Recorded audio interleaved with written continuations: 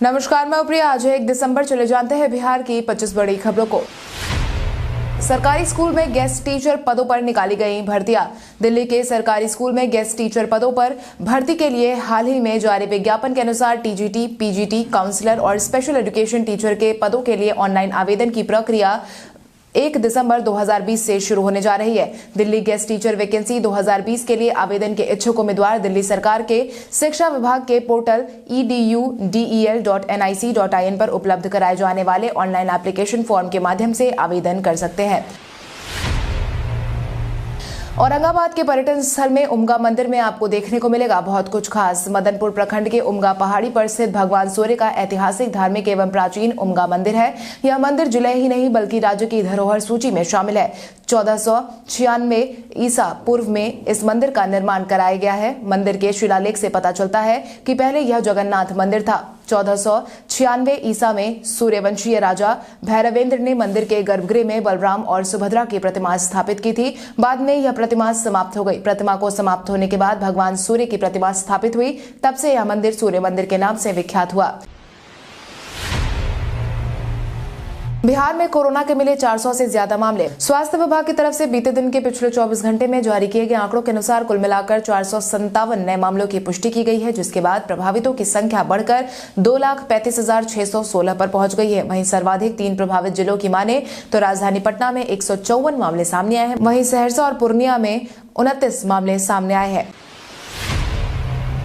Smart city की ranking में कई शहरों की लगातार गिरती जा रही है रैंकिंग। बिहार की स्मार्ट सिटी परियोजना को नजर लग गई है और यही कारण है कि अब स्मार्ट सिटी परियोजना के तहत आए शहरों की रैंकिंग लगातार गिरती जा रही है। स्मार्ट सिटी को लेकर कभी टॉप 20 शहरों में रहने वाला राजधानी पटना अब काफी पीछे चला गया है। वहीं भागलपुर और बिहार शरीफ भी टॉप 100 रैंकिंग में काफी पीछे है। खास बात यह है कि पटना पहले से अहमदाबाद, सूरत और इंदौर जैसे शहरों से तो पीछे था ही। अब पटना और दोनों बिहारी शहरों की स्थिति वाराणसी और रांची जैसे समकक्ष शहरों से भी लगातार नीचे चली गई है।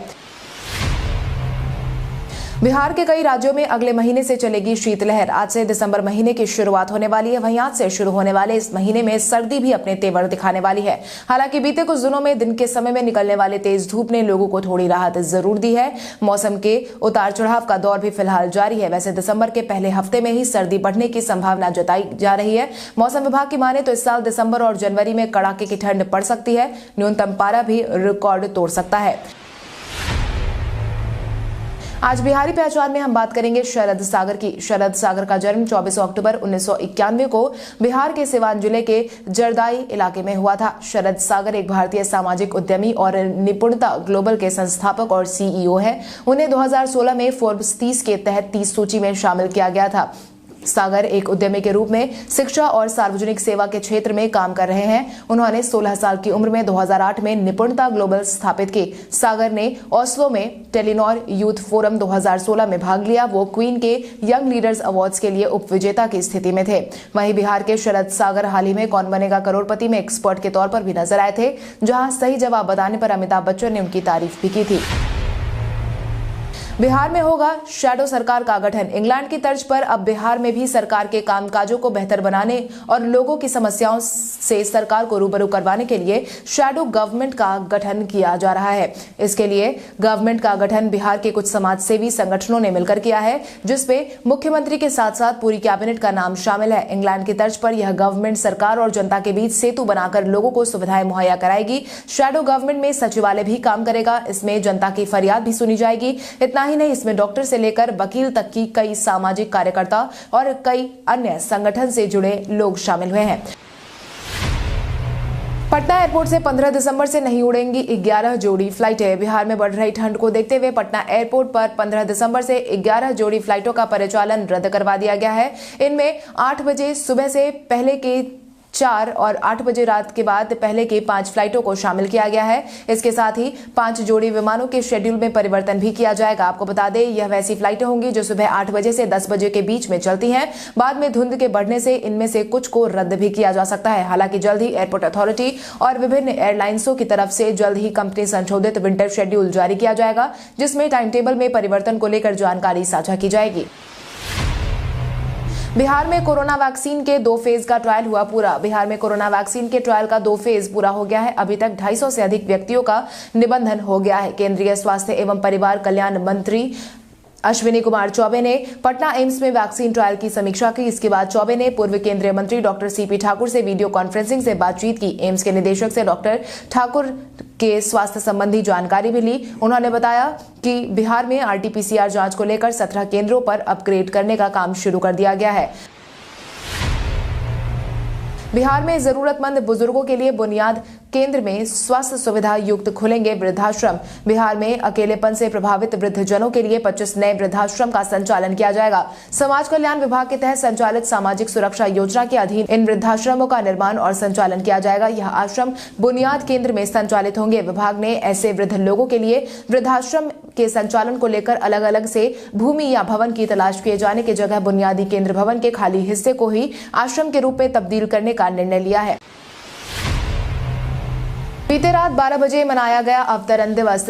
सिख धर्म के पहले धर्म गुरु श्री नानक देव जी महाराज का बीते दिन 551वां प्रकाश पर्व तख्त श्री हरिमंदिर जी पटना साहिब गुरुद्वारा में मनाया गया। वहीं इस मौके पर प्रकाश पर्व के दौरान सोशल डिस्टेंसिंग का ख्याल भी रखा गया। इसके साथ ही बीते रात 12 बजे गुरु महाराज का अवतरण दिवस भी मनाया गया। आपकी जानकारी के लिए आपको बता दें, दशमेश पिता श्री गुरु गोविंद सिंह जी महाराज की जन्मस्थली तख्त साहिब में गुरु नानक जयंती के मौके पर सामूहिक अरदास, कीर्तन और लंगर की व्यवस्था की गई थी।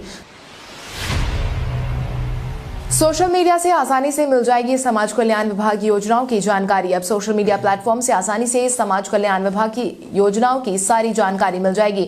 समाज कल्याण मंत्री अशोक चौधरी और विभागीय अधिकारियों के साथ बैठक के दौरान यह निर्णय लिया गया कि मौजूदा वक्त में अधिकतर युवा सोशल मीडिया प्लेटफॉर्म से जुड़े हुए हैं, जिसमें फेसबुक, व्हाट्सएप, ट्विटर और इंस्टाग्राम शामिल है। इसीलिए नई सरकार नई तरह के कवायद में जुट गई है। इसके साथ ही समाज कल्याण विभाग ने भी इसको लेकर तैयारियां शुरू कर दी है।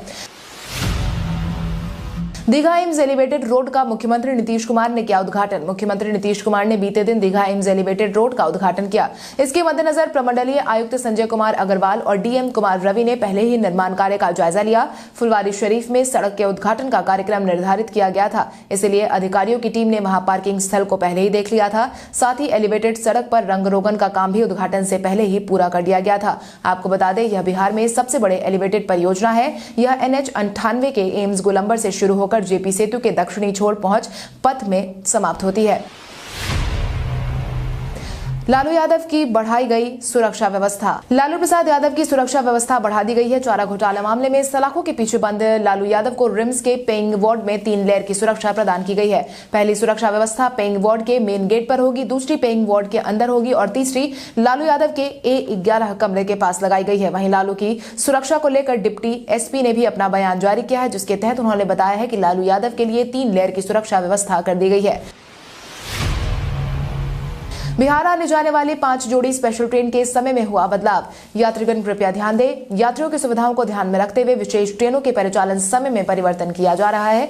हालांकि इन ट्रेनों में सफर करने वाले यात्रियों को कोरोना से बचाव के लिए जारी किए गए प्रोटोकॉल का पालन करना अनिवार्य कर दिया गया है। CPRO राजेश कुमार की माने तो ट्रेन संख्या 02407 न्यू जलपाईगुड़ी अमृतसर कर्मभूमि स्पेशल, 04010 आनंद विहार टर्मिनस बापूधाम मोतिहारी, 04674 अमृतसर जयनगर शहीद, 04650 अमृतसर जयनगर, 04006 आनंद विहार टर्मिनस सीतामढ़ी ट्रेन के समय में बदलाव कर दिया गया है, जिसकी पूरी जानकारी रेलवे की तरफ से जारी कर दी गई है।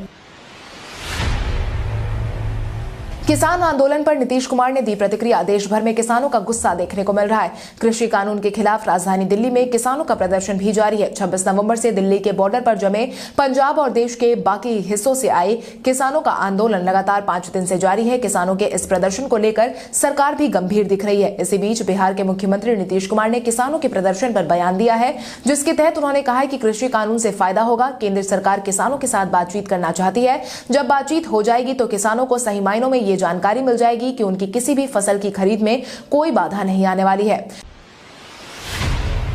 बिहार में आप के प्रदेश अध्यक्ष के खिलाफ बगावत कर पद से हटाने का प्रस्ताव हुआ पारित। बिहार में आम आदमी पार्टी दो धड़ों में बंट गई है। प्रदेश अध्यक्ष सुशील कुमार सिंह के खिलाफ एक बैठक का आयोजन भी करवाया गया था।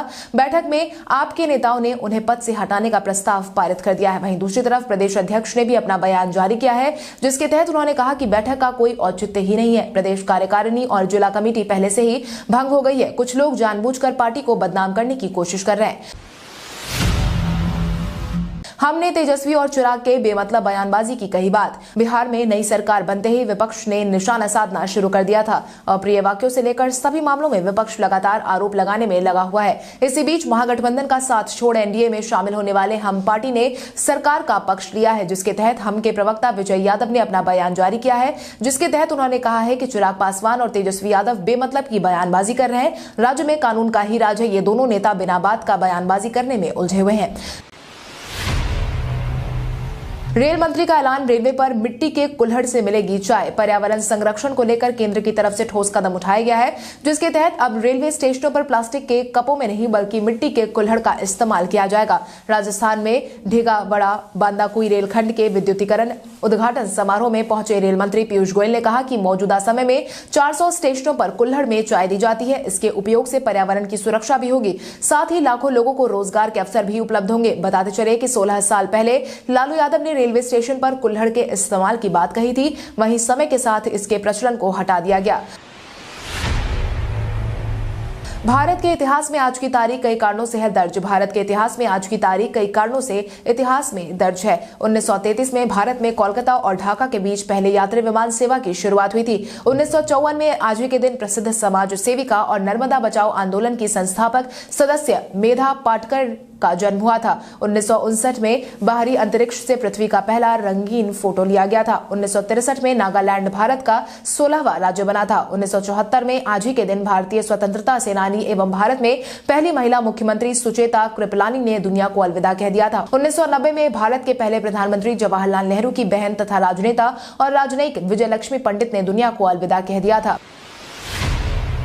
विराट कोहली के कप्तानी को लेकर भड़के गौतम गंभीर। टीम इंडिया को ऑस्ट्रेलिया के खिलाफ लगातार 2 हार मिली है, जिसके बाद विराट कोहली की कप्तानी पर सवाल उठने लगे हैं, जिसके तहत भारतीय टीम के पूर्व खिलाड़ी गौतम गंभीर ने भी विराट की कप्तानी को लेकर अपनी प्रतिक्रिया दी है, जिसके तहत उन्होंने कहा कि वो इस बात को नहीं समझ पा रहे कि विराट ने नई गेंद के साथ जसप्रीत बुमराह को महज 2 ओवर ही क्यों दिए। सच कहूं तो मुझे उनकी कप्तानी समझ में नहीं आई। हम लगातार इस बारे में बात कर चुके हैं कि शुरुआत में विकेट लेना कितना अहम है। अगर हमें इस तरह के बैटिंग लाइनअप को रोकना है, फिर आप अपने मुख्य गेंदबाज से 2 ओवर करवाते हैं। ईपीएफओ से जुड़ी हर समस्या का हल निकालेगा अब व्हाट्सएप भी। भविष्य निधि खाताधारक अब अपनी किसी भी समस्या का समाधान निकाल सकते हैं। कोरोना के माहौल को देखते हुए कर्मचारी भविष्य निधि संगठन ने व्हाट्सएप सेवा की शुरुआत की है। इसके लिए सभी उपभोक्ता पीएफ खाते से रकम निकासी से लेकर दूसरी समस्याओं का समाधान आसानी से पा सकते हैं। अब तक 138 क्षेत्रीय कार्यालयों में ईपीएफओ के सभी व्हाट्सएप हेल्पलाइन सेवाएं शुरू हो चुकी है। अब कोई भी नागरिक जहां पर उनका पीएफ खाता है, इससे किसी भी तरह की समस्या का समाधान करने के लिए क्षेत्रीय कार्यालय के हेल्पलाइन नंबर पर जाकर व्हाट्सएप संदेश के माध्यम से ईपीएफओ से जुड़ी शिकायत दर्ज कर सकता है। सुशांत सिंह राजपूत की याद में अंकिता लोखंडे ने शेयर किया एक dance video. TV actress Ankita Lokhande ने हाल ही में अपना सोशल मीडिया से एक वीडियो शेयर किया है, जिसमें वो डांस करती नजर आ रही हैं। दरअसल इसमें अंकिता सुशांत सिंह राजपूत को श्रद्धांजलि देती नजर आ रही हैं। अंकिता ने इस वीडियो को शेयर करते हुए लिखा है कि इस बार चीजें काफी अलग हैं और परफॉर्म करना भी बहुत मुश्किल है। मेरे से तुम तक बहुत दुख हो रहा है। दरअसल अंकिता लोखंडे जी सिने अवार्ड में इस बार परफॉर्म करने वाली है, जिसके लिए वो डांस सीख रही है। सुशांत के साथ सीरियल पवित्र रिश्ता में मानव अर्चना के किरदार को याद करते हुए अंकिता यह डांस कर रही हैं। अब आइए जानते हैं सराफा बाजार और पेट्रोल डीजल के क्या थे भाव। अगर हम सराफा बाजार की बात करें तो सोने का भाव 30 नवंबर को 22 कैरेट के लिए प्रति 10 ग्राम 47,240 रुपए था। वहीं 24 कैरेट के लिए प्रति 10 ग्राम 48,240 रुपए था। वहीं अगर हम चांदी की बात करें तो चांदी का भाव प्रति किलो 59,100 रुपए था। इसके अलावा राजधानी पटना में पेट्रोल की कीमत 84.99 रुपए प्रति लीटर थी। वहीं डीजल 76.19 रुपए प्रति लीटर था। बिहार में 90,000 शिक्षकों की जल्द होगी बहाली। बिहार में शिक्षकों की बहाली को लेकर लगभग 90,000 अभ्यर्थी इंतजार कर रहे हैं। पटना हाईकोर्ट से क्लियरेंस मिलते ही शिक्षक बहाली की प्रक्रिया जल्द ही शुरू हो जाएगी। माध्यमिक और उच्च माध्यमिक में 30,000 तो मध्य में लगभग 60,000 शिक्षकों की नियुक्ति होने वाली है। शिक्षक बहाली को लेकर विभाग पहले से ही तैयारी में जुटा है। उच्च न्यायालय में क्लियरेंस मिल गया तो आदेश आते ही शिक्षा विभाग इन अभ्यर्थियों को नियुक्ति पत्र दे देगा। आपको बता दें, पिछले साल जुलाई महीने में शिक्षा विभाग ने करीब 1.25 लाख शिक्षकों के नियोजन की प्रक्रिया शुरू की थी।